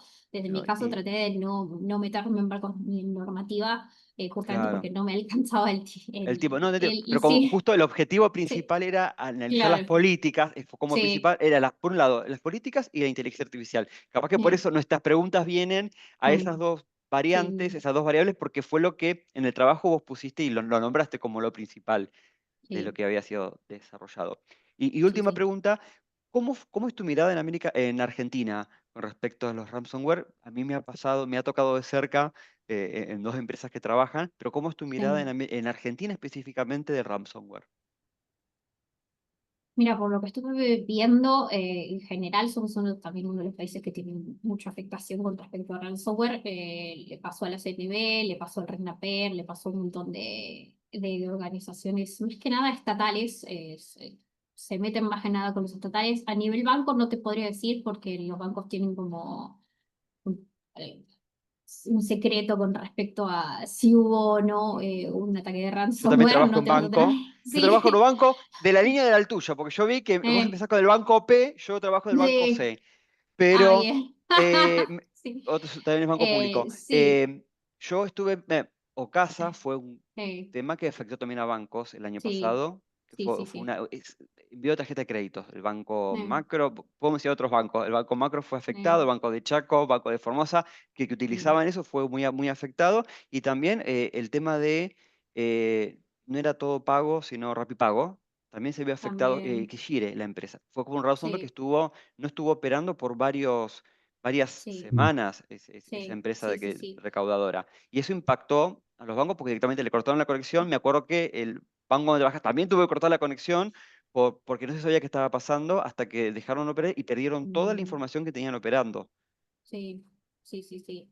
Yo tuvimos también caso con Por eso, una no empresa específicamente en rusa. Sí, bancos, pero sí los proveedores. Y por eso es algo que prestar sí, hay atención. que prestar atención. Sí. Y otra recomendación, si vos querés, capaz que achicar el trabajo, circunscribir el tema de investigación a entidades bancarias también puede ser interesante, porque ahí podés agarrar el NIST, podés agarrar las normas del BCRA, podés preguntarle a Mara, le podés molestar mucho a Sí, Mara que está en la claro. maestría para pedirle también información y recomendación y podés incluir lo que está esto. Si bien el Sí. ransomware, vos decís, un tema ya es conocido, pero veo que las empresas siguen cayendo por diferentes Sí, sí, sí, sí. Y cada líneas de vez más, investigación de esto tenés muchísimas. Por eso sí. es un tema interesante. Gracias Mm. por responder mis preguntas. Y ahora queda Rubén, que pobre, te dejé último y te robé una pregunta. Pero él es No, inteligente y te va a no, hacer un montón no. de preguntas nuevas ahora. Vas a ver. No, no, no, pero estamos muy alineados y es más, volviste a nombrar el NIS y también tenía preparado, porque son cosas que no encuentro y empiezo a buscar, pues nos basamos en SANS, en Mitre, en NIS, es lo primero que creo que hacemos todos nosotros. Creo que vamos a quienes generan estándares, buenas prácticas y decimos, che, ¿puso esto? No encontré de Mitre. Y de NIS me llamó mucho la atención porque no es una SP, no es una Special Publication que hizo como, por nombrar la 800-52, que la usamos todos los días nosotros, pero sacó una IR que es para la gestión de riesgos de ransomware dentro de una organización, que es la 8300 y algo es. 8370 y pico, no recuerdo bien el número, pero es un 8000 y pico. Y es puntualmente para gestión de riesgos de ransomware. Entonces, NIST también tiene. Claro. No lo vi, por eso me llamó la atención no verlo, pero también que vos lo nombraste recién quedó en la grabación, lo nombraste en la La presentación, reunión. como que Sí. no hay, sí hay, y por eso yo afirmé, sí hay, y lo puso No, de no. manifiesto Diego primero con Attack, yo agregué Engage o Sí. Shell, NIS también tiene, por eso cada entidad va sacando, porque ransomware no es algo Sí. nuevo y ahí me llamó la atención. Vos nombrás que la primera aparición es de 89. 1989 Sí. nueve con el caso de SIDA, con ese Sí. Ahí, claro. evento que se hizo. Entonces, no es algo nuevo. Es como No. hablar, yo a lo que voy. Me encanta a mí cuando ponen historia y me encantó que lo hicieras. Me Mm. encantó, la verdad, porque a mí me encanta conocer eso para saber dónde estamos parados hoy. Entonces, es como hablar de un buffer overflow, que si a mí me hacen un trabajo, me tienen que nombrar de los años 90 Mm. cuando se empezó a documentar. No es que empezó en los años 90, pero las Sí. documentaciones que hay, ¿no? Sí. Entonces, me pareció importante y por eso hoy decir no hay, sí hay, por ese lado. Después, con respecto al trabajo, me gustó cómo lo encuadraste. Yo quizás, pero por una forma de escribir capaz que tengo yo, hubiera mm, dado vuelta en poner primero los algoritmos criptográficos y luego empezar con el ransomware y explico el por Mm. qué. Porque vos después decís, no sé, utiliza para cifrar RSA, estás enunciando un ransomware y decís, utiliza algoritmo como RCA con 128 bits, 256. Entonces, al lector, si viene leyendo, vos lo haces Se le salir de tu dificulta. trabajo, Sí. ir, usar ChatGPT y decir, che, ¿qué es RCA? Cuando Mm. después va a seguir leyendo y va a llegar a la explicación de qué es, de qué es RCA. Entonces yo lo pondría al revés, por eso me gusta escribir al revés para que el lector no tenga que perder el hilo, ¿no? No tenga que salir. Yo le estoy poniendo en el propio documento el contexto. Te Claro. estoy explicando Sí. para que Lo, después él siga la línea. lo que está diciendo, bueno, que hagas por un lado el marco teórico y el estado del arte.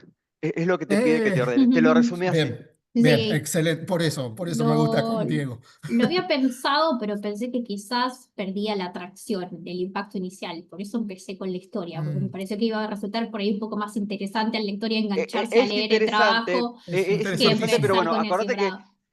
también tiene lo que dice Rubén, sí, porque tiene una lógica del trabajo final, tiene una lógica de primero, Mm, bueno, el marco teórico y el estado del arte, pero mm, Sí, a veces no es lo más es- atractivo, pero te No, va a pasar con la tesis final que va a ser lo mismo, tenés una estructura, sí, tenés que armar las hipótesis y demás, pero es algo que es necesario para darle sustentación al trabajo. claro. a mí me pasó con mi tesis de magíster. Yo Mm, nombraba políticas públicas, pero lo explicaba después. Primero yo iba, ¿qué es un bug? ¿Qué es el bad bounty? Explicaba todo y para mí era hermoso. Y después me dicen, no, pero explica qué es primero una política pública, porque si no, no se entiende después de qué estás claro. hablando. Entonces, para mí quedaba hermoso estéticamente, pero lo tuve que cambiar porque el lector lo hacía salir de mi obra, Claro. ir a buscar afuera y después cuando volvía y dice, ahora lo entendí, sigue leyendo y dice, pero ahora me lo explicás, me lo hubiera explicado antes para yo entender. Simplemente eso, por eso la estructura, ¿no? Como la veo yo, que al revés no me hace salir. Claro. Eh, y después nada, me pareció muy completa las preguntas que te hicieron los profes, eh, me parece que están muy bien, nada, ya, eh, eh, nada, espero haber aportado con lo de NIS, con lo de Mitre, para mí está muy bien el trabajo. Perfecto, muchas gracias. Bueno, muy bien. Me parece muy interesante lo que comentaste, Rubén, y la participación también de Diego. Me pareció un aporte muy importante, muy interesante, que en realidad le serviría a todo el mundo. Bueno, vamos a hacer una cosa. Yo a Emilio y Melissa los voy a mandar temporalmente a la sala de espera, ¿eh? Ok, Y calculen más o menos en 5 o 10 minutos lo hago entrar de vuelta con los resultados. ok, perfecto. Muy bien. Bueno, Macanudo, acá estamos. Estamos aquí reunidos. Exacto. Bien. Vamos a, vamos por orden, si les parece bien. En Veamos. líneas generales, bien, ¿eh? En líneas generales me gustaron ambos trabajos, cosa Bien. que no sucede a menudo, pero bien, bien, los dos trabajos, bien. Es A algo. mí me parecieron muy Este buenos. tiempo que Sí, tenemos sí. ahora de predictamen es muy bueno, porque ahí, Muy, ahí sí. se hace un filtro muy bueno. Sí, Y gracias. ahí se puso la 10 Sergio, que tomó la posta. Sí. Sí, Yo, tengo que decir que ahí creo que cuando uno dice el predictamen a la fecha que uno tiene asignada, como que, no sé, yo me relajé personalmente en la fecha y, no, y lo leí de más sobre la hora. Y a veces yo creo que dar más tiempo no sé si ayuda a hacer el predictamen. Creo que es una cuestión nada más de nosotros como jurado que sí, dar más tiempo. Es peor, porque eh, uno se toma más libertad para hacerlo. y- Y encima yo sí, tuve sí, vacaciones, y encima no pude hacerlo en tiempo y forma, también te pido disculpas. Pero sí, yo también. Sí, sí, no, sí, pero simplemente aclarar que, así, bueno, primero la disculpa que los tres estamos diciendo lo mismo, pero alargar el predictamen no va a ayudar. Creo que incluso acortar va a ayudar. Sí. Sí, no, está bien, bueno, todos estamos laburando, ¿viste? Así que Bueno, no, pero sí, salió muy bien, pues como dijo sí, Diego, sí, sí, me parece que salió le muy bien. estamos aportando A, a- de que salgan trabajos de calidad, que era lo que queríamos que se publiquen, era ¿no? eso, era eso. Y a mí, sí, tuvimos perdón.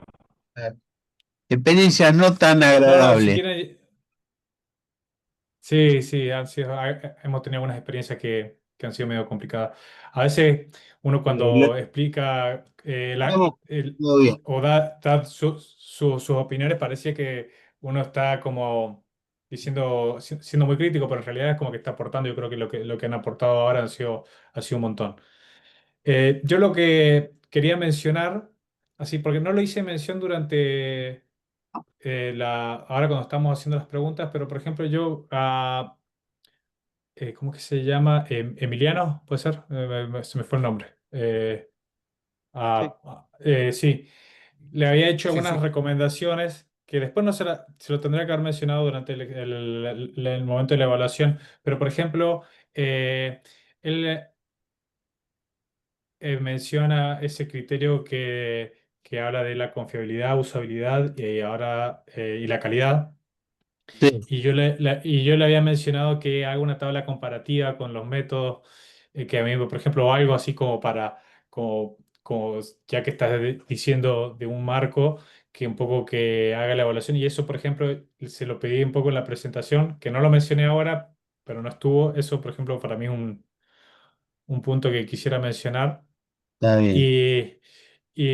Pero después, en líneas generales, los dos trabajos a mí me parecieron muy buenos. Eh, Perdón, un segundito, voy a cortar la grabación porque se supone que esto es privado. Está